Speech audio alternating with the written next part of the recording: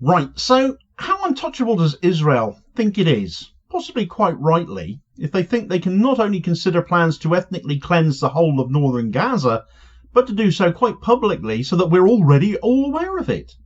This is where we're at right now, folks. So brazen has the Israeli regime become, so poorly are they held to account by governments too in hock to the Israel lobby, that the first part of their plan to occupy the Gaza Strip, as shown in plans that have also surfaced over the last several months, may be about to begin. I'm sure it is mere coincidence that these plans to resettle and assimilate the Gaza Strip into the state of Israel just happen to match plans being mooted right now to ethnically cleanse the whole of the north of the Gaza Strip, which are being debated right now by the Israeli government, which is all about flushing out Hamas, if you listen to Israel, of course, but to displace the estimated 3,000 people still clinging on to survival in the north of the Strip in order to do that, and claim they would be acting within international humanitarian law if they did this as well. Well, how stupid do they think we are? Or is it less about stupidity and more about helplessness, as our government and others too still refuse to condemn and sanction Israel, no matter what they do? And the end of Gaza as we know it seems likely to be the end result.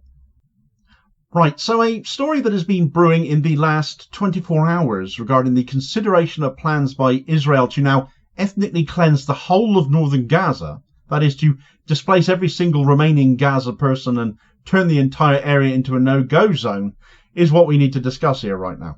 A siege, in effect, to forcibly displace, which, as we know already, is a war crime, or ought to by now if we've been following events since the night of October 7th, every single remaining person in the north of the Gaza Strip.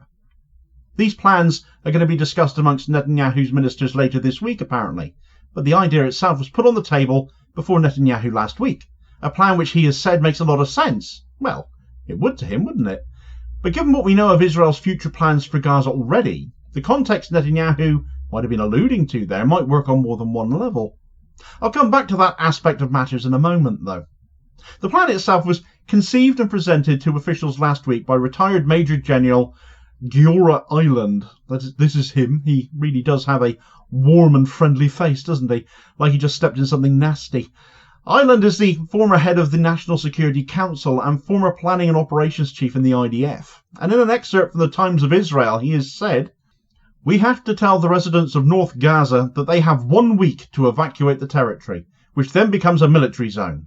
A zone in which every figure is a target, and most importantly, no supplies enter the territory." Eiland argued that a siege is not only an effective military tactic, but is also compliant with international law. What matters to Hamas leader Yahya Sinwar is land and dignity, and with this manoeuvre, you take away both land and dignity, he said.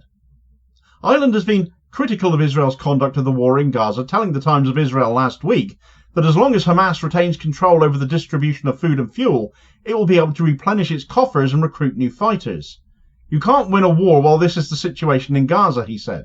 "The slogan that only military pressure will bring victory has no basis whatsoever. The wars of the 21st century are based on something else. The most important parameter is the population, and those who can control the population win the war." He really is a charmer, isn't he?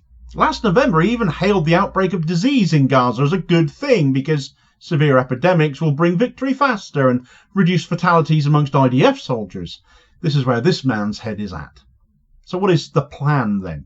Well, to put it bluntly, it is to turn the northern part of Gaza into a closed and militarized zone with nobody living in it.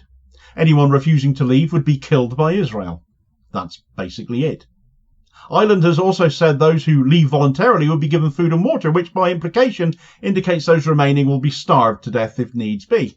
Another war crime. The Times of Israel was very careful in its coverage to state that this plan does not have the support of the United States, which made me laugh, frankly, because what would the United States actually do to stop them anyway? The answer is, of course, nothing, as we've seen plenty of times already. So why would Israel need to worry if the US supports the plan or not? With no guarantee of immunity if they do relocate, many Gazans are already unwilling to move just because Israel is telling them to, says it will be better for them if they do, because we've seen so-called humanitarian zones end up having bombs dropped on them by Israel as well. There's no trust. How can there be? And no part of this plan indicates when Gazans may be allowed to return north once Israel have cleared the area of Hamas and rescued hostages they believe might be there, they state might be there. Though how they plan on rescuing hostages alive with the tactics they've incessantly employed in Gaza, Up until now, over the last 11 months, I have no idea, frankly. But does anybody really still believe this is all about the hostages anyway, just because Israel keeps saying it? I'm more cynical than this, because Israel already have designs on seizing the Gaza Strip for themselves, as this map here shows. Now, this is a map I featured in another video recently from earlier just this month, as it happens. It was shared by Epstein, who is the special advisor to the Norwegian Refugee Council, and it is an image that has been circulated as early as last January. So this is an idea that has been floating around for quite a while now, and it does match up horribly well with what Eiland is suggesting to Netanyahu's government now. What this map shows is the Gaza Strip carved up to suit Israeli purposes. At the top you have Gaza City shaded in yellow with a greenish area to its north, an area that will be settled by Israelis. And below that, the green strip is the Netzarim corridor, which Israel built across the middle of Gaza. It is Eiland's plan that it is everything above the Netzarim corridor that becomes this new ethnically cleansed militarized zone. Where will those displaced from the north go, however? I wonder if that will tally up with the grey zones on this map. In the middle in grey is Deir al-Balah and Khan Yunis. Below that is another green band called the Sufa corridor, which currently leads to the not-so-safe humanitarian hub of al-Mawasi on the coast. And then at the bottom you have Rafah, also in grey. But those descriptions in and of themselves say nothing of Israel's intent, but which Epstein has already called out when he said, "This is the Israeli partition plan for Gaza. Gaza City in yellow will be left in ruins and uninhabited. To its north, permanently acquired territory settled by Israel. To its south, the Netzarim corridor, an impassable barrier and humanitarian hub.